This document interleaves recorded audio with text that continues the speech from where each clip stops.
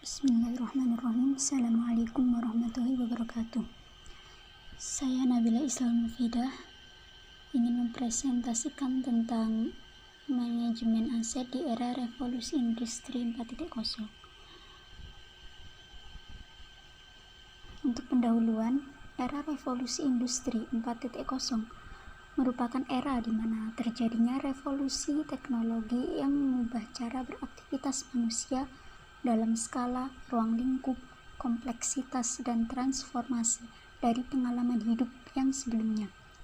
Saat ini muncul banyak perusahaan rintisan atau startup dalam bidang keuangan, fintech, salah satunya dalam bidang manajemen aset yang tidak hanya mengawasi aset perusahaan saja, namun mencakup penggajian, pengelolaan karyawan, sistem pembiayaan, dan lain-lain.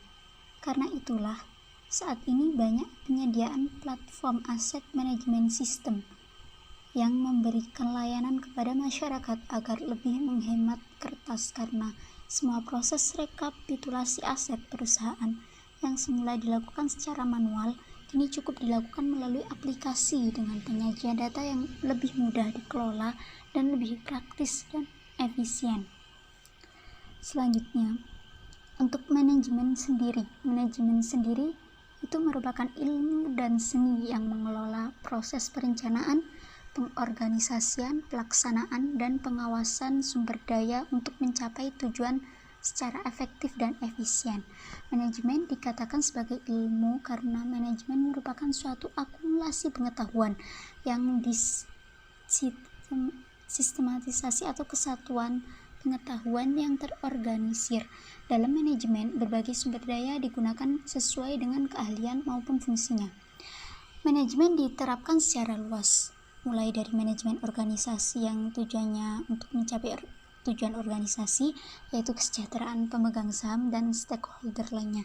Banyak lagi bidang yang memerlukan manajemen, diantaranya manajemen sumber daya manusia, manajemen pemasaran, manajemen keuangan, manajemen investasi, manajemen waktu, manajemen konsentrasi, dan lain sebagainya.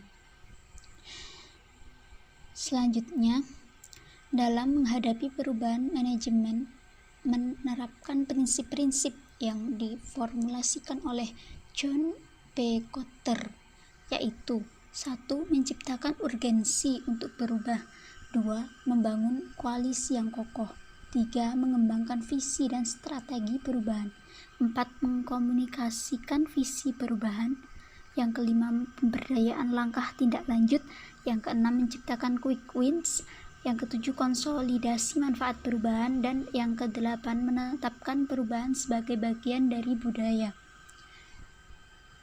Selanjutnya, sedangkan dalam menghadapi persaingan global yang memenuhi dinamika perubahan, maka organisasi perlu mempertimbangkan aktivitas sebagai berikut. A. Kelincahan, agility. B. Kelenturan, flexibility, dalam memberikan pelayanan yang berfokus pada kepuasan. Yang C. Loyalitas, kemudian kepercayaan masyarakat global secara kontinu, kemudian berkesinambungan dan inovatif. Selanjutnya, untuk pengertian aset. Aset adalah sumber daya ekonomi yang memiliki dana atau dikuasai sebagai akibat dari peristiwa masa lalu yang diharapkan memberi manfaat ekonomi, dana, atau sosial di masa depan yang dapat diukur dalam satuan uang, termasuk sumber daya non-keuangan yang diperlukan untuk penyediaan jasa bagi masyarakat umum dan sumber-sumber daya yang dipelihara karena alasan sejarah dan budaya. Aset diperlukan untuk memberikan manfaat ekonomis dan atau sosial di masa depan. Aset adalah bagian dari faktor produksi. Aset juga diperlukan dalam penyelenggaraan kegiatan organisasi dan penyediaan pelayanan. Kemudian untuk Pengertian manajemen aset, gabungan dari keduanya. Manajemen aset merupakan perpaduan ilmu dan seni yang fungsinya untuk mengelola kekayaan, misalnya seperti proses merencanakan, mengembangkan, mengoperasikan, memelihara, menghapus, mengalihkan, dan meningkatkan manfaat aset dengan biaya yang efektif dan efisien. Sedangkan Kargova dan Keller mengartikan manajemen aset sebagai proses pengambilan keputusan yang implementasinya sesuai dengan akuisisi, penggunaan, dan pembagian aset tersebut.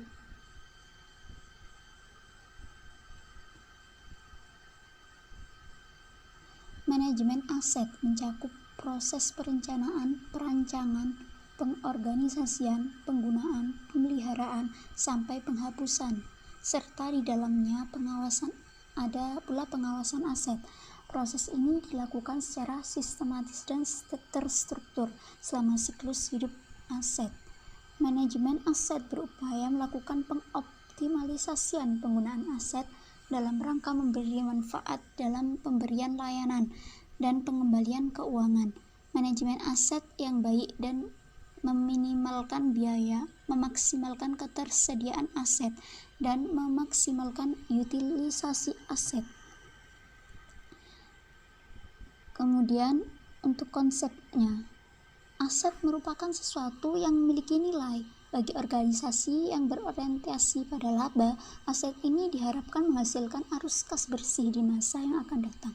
Nilai kini dari aliran kas bebas di masa yang akan datang akan menghasilkan nilai aset.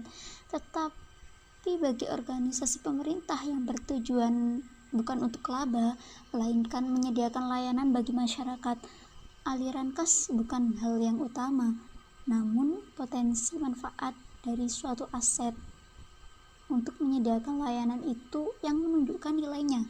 Ini adalah konsep dasar dari manajemen aset. Kemudian sasaran manajemen aset.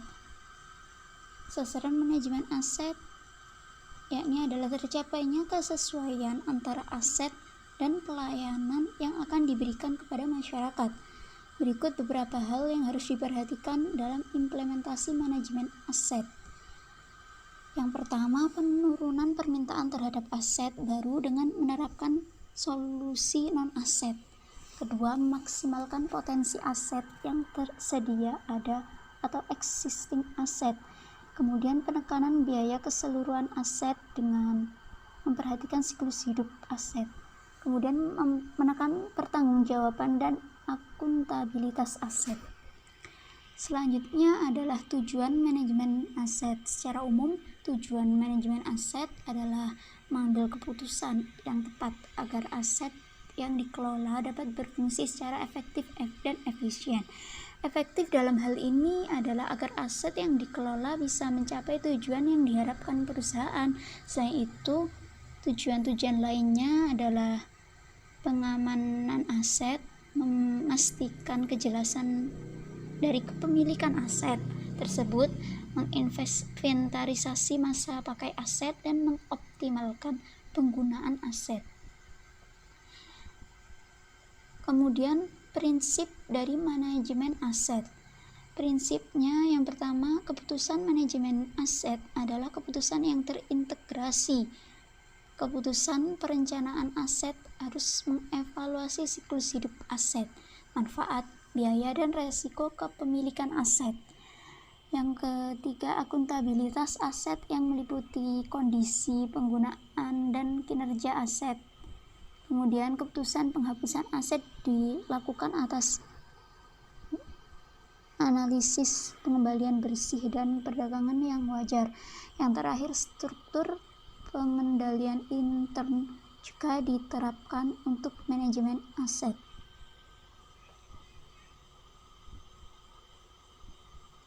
Selanjutnya adalah aktivitas utama manajemen aset.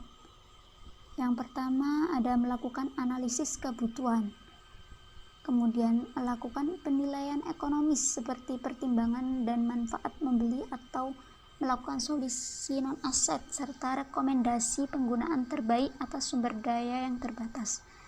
Yang ketiga, perencanaan aset, kemudian penganggaran yang kelima, penentuan biaya terkait perolehan dan pemeliharaan aset. Yang keenam, pengadaan dan penghapusan aset. Yang ketujuh, pencatatan, penilaian, dan pelaporan aset. Dan yang terakhir, manajemen selama penggunaan aset yang tujuannya menjaga daya manfaat aset.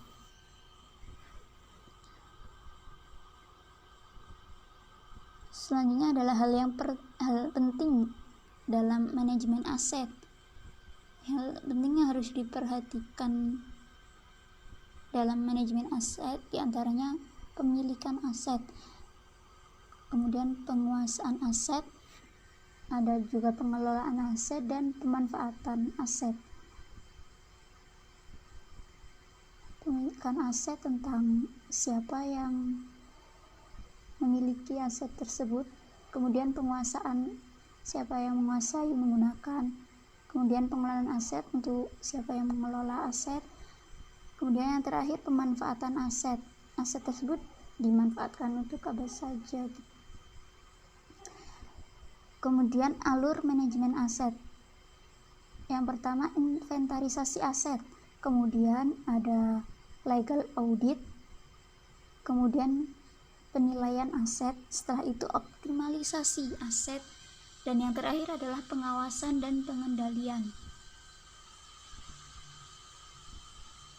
Kunci pokok manajemen aset, ada integrasi. Kemudian manajemen aset harus dikelola secara sistematis. Kemudian manajemen aset berorientasi pada sistem. Kemudian manajemen aset juga berbasis resiko.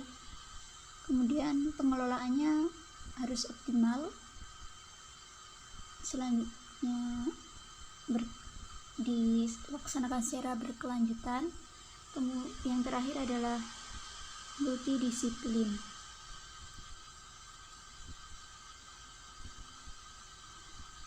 Berikutnya adalah hal-hal yang perlu diperhatikan dalam menerapkan manajemen aset. Yang pertama, struktur organisasi. Dalam manajemen aset, organisasinya apa aja yang perlu diperhatikan. Kemudian komunikasi dan koordinasi. Di antara anggota ada komunikasi dan kemudian koordinasi di antara anggotanya. Kemudian komitmen dan kompetensi. Setiap anggota dari organisasi harus mempunyai komitmen dan kompetensi keahliannya. Kemudian pelatihan dan pertukaran informasi, adanya pelatihan dan pertukaran informasi sehingga organisasi tersebut tentunya mengetahui informasi yang terbaru berkembang. Di era revolusi industri ini, berikut merupakan contoh pengembangan dalam bidang manajemen aset, yaitu adalah aset manajemen sistem.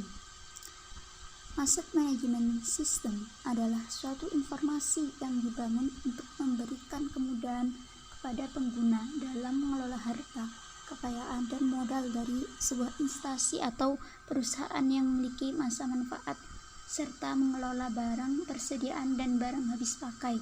Fungsinya diantaranya yaitu yang pertama, menyajikan berbagai informasi aset secara online, mampu membantu proses pengelolaan aset, mendukung pengembangan perencanaan strategis mengenai kondisi aset, dan adanya kejelasan akuntabilitas. Keuntungan adanya sistem ini adalah minimalisasi life cost, laporan keuangan lebih bermakna, strategi pengelolaan aset terdokumentasi dengan jelas, kemudian pengetahuan manajemen yang terus berkembang, adanya pengetahuan manajemen terus berkembang. Pentingnya sistem manajemen aset di perusahaan. Yang pertama, untuk menjaga nilai aset, kemudian meningkatkan keamanan, kemudian memonitor penyusutan aset, menghindari pembelian berlebih, mempermudah penyusunan, dan yang terakhir, mempermudah manajemen resiko dalam pengambilan keputusan. Kesimpulannya, dari semua di era revolusi industri 4.0 ini, penting bagi perusahaan untuk memiliki sistem manajemen aset yang terstruktur dan sistematis, yang dirancang dengan baik sesuai dengan kebutuhan perusahaan untuk lebih mempermudah dalam pengelolaan aset, baik masa sekarang atau masa yang akan datang. Karena itulah penting adanya sistem manajemen aset di semua level manajemen dan departemen perusahaan, terutama untuk menjaga nilai aset perusahaan, meningkatkan keamanan, memonitor penyusutan aset, menghindari pembelian aset berlebih, mempermudah rencana penyusunan anggaran, dan mempermudah perusahaan dalam manajemen risiko.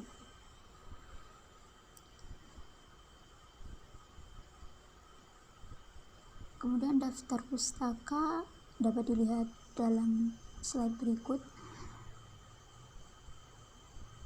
Ya, demikian yang bisa saya sampaikan. Kurang lebihnya mohon maaf. Wabillahi taufiq wal hidayah. Wassalamualaikum warahmatullahi wabarakatuh.